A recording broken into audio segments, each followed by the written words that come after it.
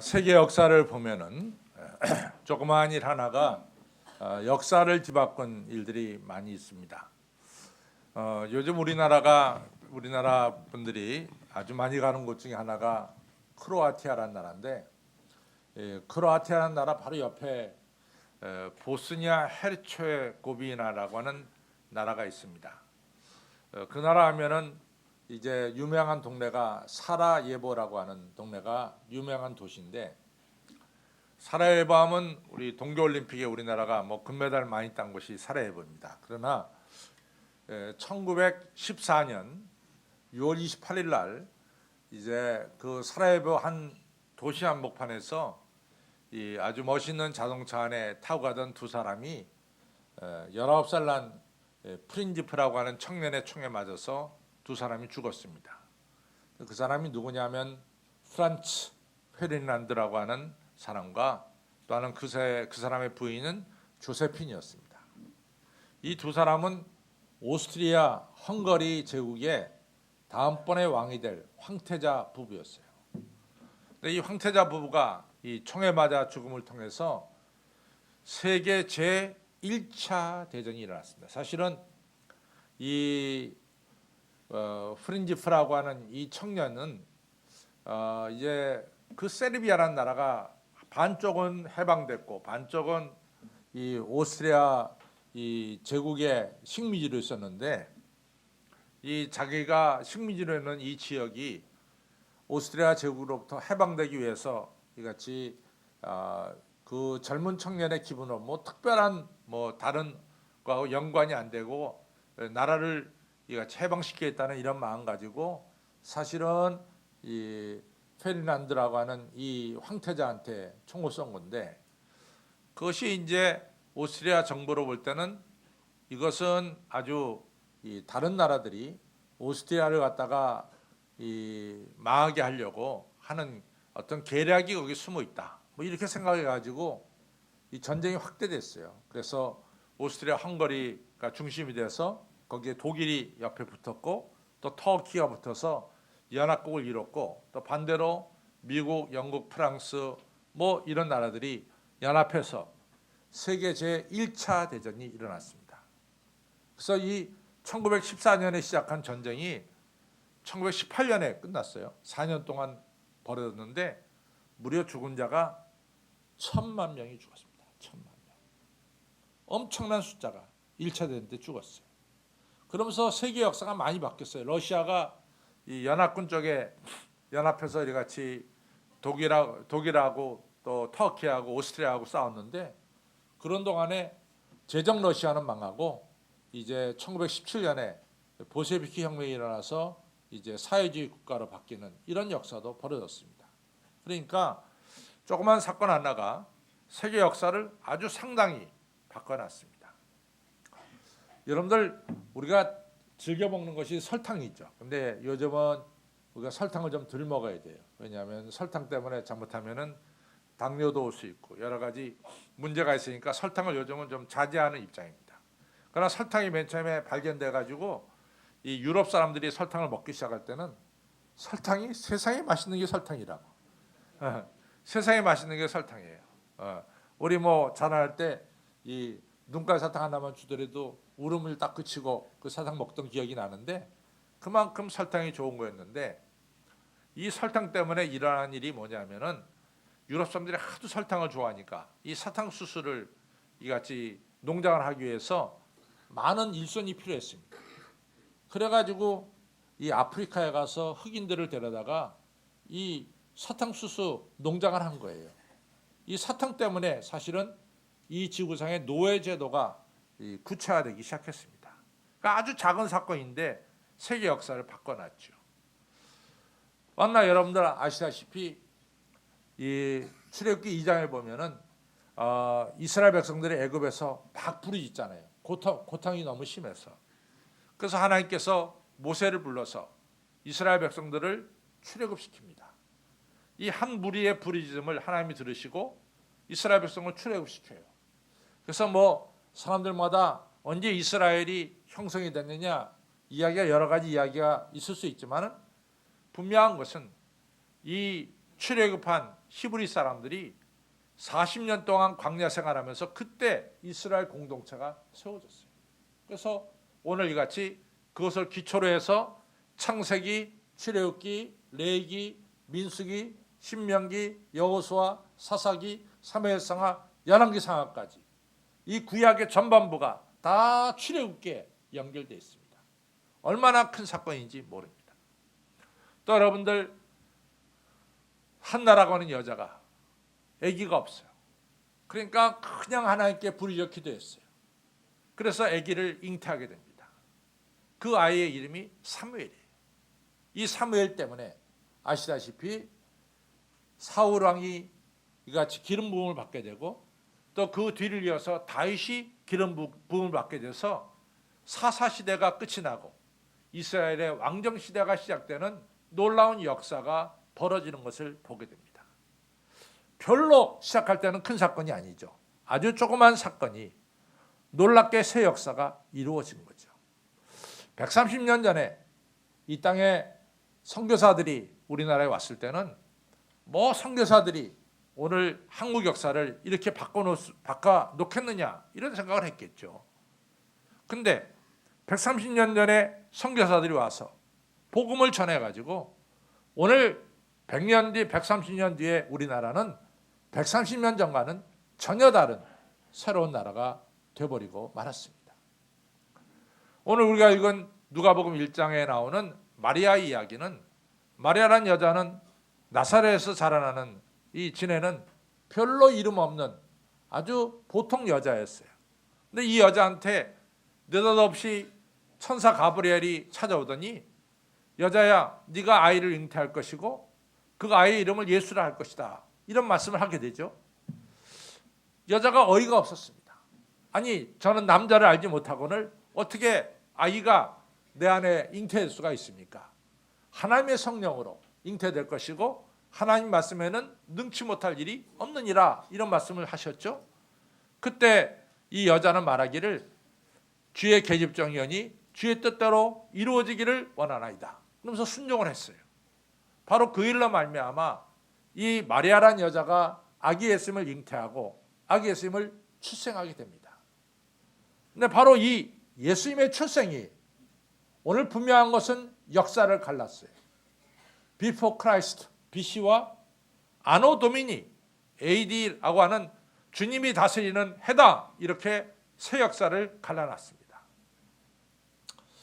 우리가 복음서에 보면은 마태, 마가, 누가, 요한복음이 나와요.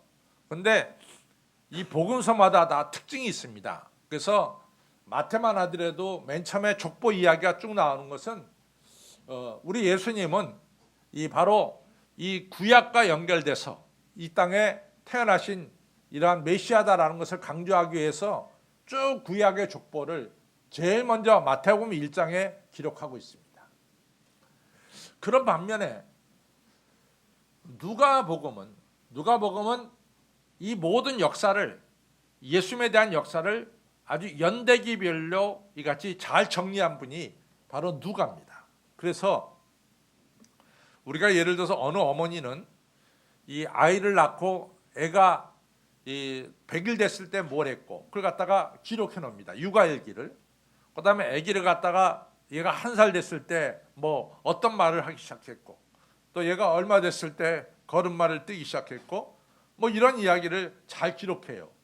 그러면은 이 아이가 커서 엄마가 써놓은 육아일기를 보면은 자기에 대해서 정확히 알 수 있죠. 자기가 언제부터 말하기 시작했고 언제부터 걷기 시작했다라는 걸 알 수 있습니다. 마찬가지로 누가라고 하는 분은 예수님에 대한 행적에 대해서 매우 구체적으로, 역사적으로, 연대기적으로 잘 기록했습니다. 그래서 성경에 보면은 아우구스투스가 로마를 다스릴 때 식민지 모든 국가에게 이같이 호족하라고 명령했을 때 수리아 지역에 구레뇨라고 하는 총독이 부임해서 처음으로 그 해에 수리아 지역의 모든 사람들에게 호족하라고 명하였더라. 이것이 누가복음 2장에 나옵니다. 아주 정확하게 나와요. 그러면 그렇게 보면은 예수님께서 언제 출생하셨느냐 정확히 알 수 있어요. 그거는 언제 출생했냐면 구레뇨라고 하는 사람이 수리아의 총독으로 부임하던 첫 해 예수님이 출생했어요. 이건 아주 객관적인 역사거든요. 그래서 525년에 요하니스 1세라고 하는 교황이 이 디오니수스라고 하는 이 신부를 하나 불렀어요. 야, 우리가 도대체 예수님이 언제 정확하게 부활했는지 그 정확히 연대를 좀 정해보자. 그래가지고 우리가 예수님의 부활을 우리가 축하하고 찬양하는 예배를 드려야 되지 않겠냐. 뭐 이렇게 이 요하니스 1세가 이 디오니시스라고 하는 신부에게 명령했습니다. 근데 신부가 그러면은 예수님이 언제 출생했느냐 이것을 정확하게 알아야 되잖아요. 근데 그렇게 어렵지 않았어요. 왜? 누가복음에 구레뇨가 수리아 총독을 시작하던 그 해에 모든 사람들에게 호족하라고 명했을 때 그때 예수님이 베들레헴에서 출생했기 때문에 어려운 게 없었어요. 그래가지고 그 해를 바로 기점을 해서 예수님이 태어난 이 전해를 갖다가 비포 크라이스트로 또 예수님이 태어난 그 다음부터 해를 아노 도미니 주님이 다스리는 해로 이렇게 만들었습니다. 그러니까 오늘 우리나라 이제 보면은 기독교가 한 22, 3%, 또 불교가 한 24, 5% 이렇게 돼요. 인구에. 그러나 불교 사람들이 싫든 좋든 또 기독교를 믿는 사람들이 싫든 좋든 오늘은 뭡니까? 예수님이 태어난 지 2015년 12월 20일이야. 그 연대를 우리나라 사람들은 다 쓰게 돼 있어요. 사실은 우리나라도 당기를 썼죠. 당기를. 근데 1948년 8월 15일 날 정부가 수립되면서 정부가 그때부터 서기를 쓰기 시작했어요. 그런데 서기하고 당기가 같이 나왔습니다. 단군 태어난 해부터 같이 서기하고 당기가 서기는 다시 말해서 서기가 아니라 AD 주님이 다스리는 해입니다. 그래서 AD하고 이 당기가 같이 써나가다가 1962년 1월 1일부터 우리나라에서는 당기를 달력에서 빼버렸어요. 이제부터 우리나라는 서기만 쓴다. 그래서 1962년 1월 1일부터 우리나라는 서기를 쓰고 있습니다. 여러분과 저는 의미를 알든 알지 못하든 간에 지금 우리가 쓰는 모든 달력은 예수님이 다스리기 시작한 지 2015년 12월 20일이 바로 오늘입니다. 그러니까 틀림없이 예수님의 출생은 역사를 새롭게 한 거예요. 또 하나, 사람의 마음속에는 너나 나 할 것 없이 마음속에는 안 보이는 신보다는 우리의 눈에 보일 수 있는 신을 원해요. 그래서 우상이라는 게 만들어졌어요. 안 보이는 신을 갖다가 어떻게 우리의 눈에 가시적으로 볼 수 있는 신을 우리가 봐야 되겠다라고 만든 것이 바로 우상이에요. 그런데 성경은 뭐라고 말씀하냐면은 너희들 절대로 우상을 만들지 말아라. 그리고 우상에 절하지 말고 또 분명한 것은 하늘에 있는 것이나 땅에 있는 것이나 땅 아래에 있는 것이나 어떤 것으로도 하나님을 표현할 수 없다. 이것이 제2계명의 핵심이에요. 하나님은 어떤 것으로도 형상할 수가 없어요. 그래서 아주 출애굽기 19장에 보면 막 모세가 율법을 받으러 시내산 꼭대기에 올라갈 때 백성들이 이 산중턱을 올라서려고 그랬어요. 그때 하나님 모세에게 말합니다. 백성들로 하여금 산에 올라오지 말게 해라. 올라오다가 죽을 것이다. 그랬어요. 나를 보고 살 자가 없다 그랬어요. 그래서 이사야서 6장에 이 이사야가 뭐라고 말합니까? 내가 죄 중에 하나님의 거룩하심을 배웠습니다. 내가 이제는 살지 못하고 죽겠나이다. 왜? 죄 중에 하나님의 영광을 보았으니까 자기는 죽겠다 이거죠. 이처럼 사람이 하나님의 영광만 봐도 죽는다고 생각했어요. 사람은 하나님의 영광을 볼 수가 없단 말이죠. 이것이 구약에 내려오는 중요한 정신입니다. 출애굽기 33장 20절에서 모세가 하나님께 말씀하죠. 하나님, 저 하나님의 영광을 좀 보고 싶습니다. 그때 하나님 뭐라고 말씀합니까? 나를 보고 살 자가 없느니라. 너는 내 얼굴을 보지 못하고 내 등만 볼 것이다. 이렇게 말씀한 것이 출애굽기 33장에 나옵니다. 그런데 우리가 요한복음 14장에 가보면 무슨 이야기가 나오느냐? 빌립이 예수님에게 여쭤보죠. 예수님, 저 하나님의 얼굴을 좀 뵙고 싶습니다. 저 하나님 뵙고 싶습니다. 그때 예수님이 빌립에게 뭐라고 말씀합니까? 나를 본 자는 하나님을 보았느니라. 예수님을 본 자는 하나님을 보았다 그 말이에요. 그럼 예수님은 누구시냐? 천지를 지으시고 전능하신 하나님이 인간의 몸을 입고 이 땅에 오신 것이 바로 크리스마스라 그 말이에요. 하나님이 이 땅에 오신 사건, 이것이 바로 크리스마스예요. 얼마나 놀라운 사건입니까? 하나님이 친히 육신의 몸을 입고 이 땅에 오신 사건이 바로 크리스마스다 그 말이에요. 그럼 왜 하나님이 이 땅에 오셨느냐? 왜 이 땅에 오셨느냐? 그것은 분명합니다. 죄악과 죽음의 늪에 빠진 여러분과 저를 건지시려고, 십자가에 달려 죽으시려고 이 땅에 오셨어요. 사람마다 이제 저희 어머니도 벌써 하늘나라 가신 지 꽤 됐는데 사람마다 이 기르신 아버님과 어머니에 대한 인상이 남아 있어요. 저는 저희 어머니 하면은 아이고 겁이 없는 여자, 이것이 제가 알고 있는 우리 어머니. 우리 어머니 겁이 없어 도대체. 이 무서워할 줄은 모르는 이러한 분이 저희 어머니입니다. 그래서 웬만한 일에 우리가 참 안 됐다 이렇게 동정하는 것도 없고요. 그냥 너무나 당연한 듯이 또 이렇게 대답해 주시고, 그래서 우리 어머니는 이같이 겁이 없는 여자다 이렇게 생각이 들었어요. 근데 제가 조금 그거에 대해서 바뀐 때가 있습니다. 그거 언제냐면은 그때 이제 서울 출신들은 이 왕십역에서 기차를 타고 논산을 갑니다. 그래서 왕십역에 다 모여가지고 서울 병력들이 이같이 다 왕십역에서 기차 타고 이제 논산을 가는데, 그때는 논산 훈련소 들어가서 머리 깎는 것이 아니라 왕십역에 도착할 때 다 머리 거의 깎아가지고 와요. 팍팍 깎아가지고. 그래서 이제 거기 타는데 왕십역이 울음바다죠. 울음바다고 야 이 아들아 3년 동안 못 보게. 그때는 36개월이니까 3년 동안 이러면서 전부 다 울음바다가 되는 거예요. 근데 우리 어머니는 울지도 않고 날 보내면서 가만히 계시더라고. 그래서 야 정말 대단한 여자긴 여자다 내 속으로 이제 생각하고, 그래서 이제 기차를 탁 탔다고요. 타서 제가 딱 유리창을 통해서 우리 어머니를 딱 봤거든. 그때 우리 어머니가 고개를 돌리시더라고. 왜? 우셨어. 그러니까 그거 도셨어. 그래서 야 어머니도 결국은 아들이 군대 갔는데 우시는구나, 이런 걸 내가 느꼈습니다. 근데 여러분, 우리 예수님은 이 땅에 죽으러 오셨어요. 죽으러. 누구 때문에? 우리를 위해서 죽으러 오셨다고. 이 사랑은 대단한 거야.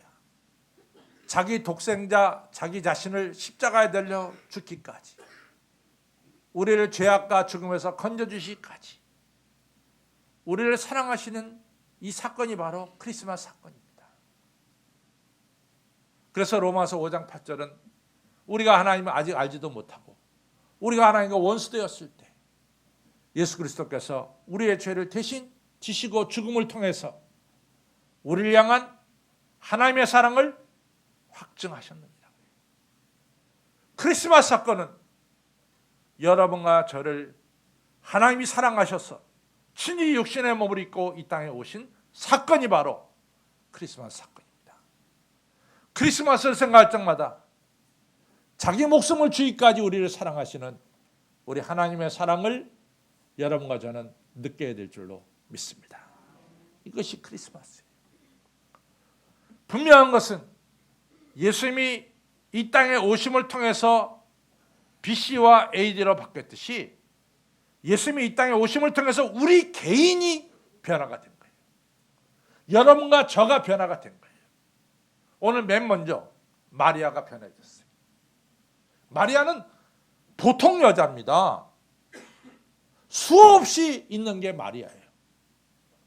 우리가 남산에서 돌을 던지면 김씨, 이씨, 박씨 중에 하나가 맞는 데잖아. 하도 김씨, 이씨, 박씨가 많아가지고. 마찬가지로 이스라엘 땅이나 유럽에 가서 마리아 하면 수없이 달려오는 게 마리아라고. 얼마나 마리아라는 이름이 많은지 몰라요. 메리라고 하는 이름은 너무 흔한 이름 중에 하나죠. 그 흔한 사람이 바로 오늘 성경에 나오는 마리아예요. 근데 이 마리아는 세계 어딜 가나 가장 존경받는, 남자와 여자를 제치고 존경받는 이런 인물이 바로 여자 마리아입니다. 아무리 베드로가 훌륭해도 베드로보다 더 존경받는 게 마리아예요. 아무리 사도 바울이 대단해도 사도 바울보다 더 존경받는 게 마리아입니다. 아브라함이 대단해도 아브라함보다 더 존경받는 게 마리아입니다. 제가 그런 얘기를 했잖아요. 우리 사람하고 96년도인가 언제 제가 터키에 에베소를 갔는데, 글쎄 에베소에 갔는데 에베소에 그 사도 요한이 지내던 지역이라 한 그 큰 동네에 말이죠. 그냥 관광버스가 얼마나 많이 늘어섰는지 한 100대 이상 늘어선 것 같아요.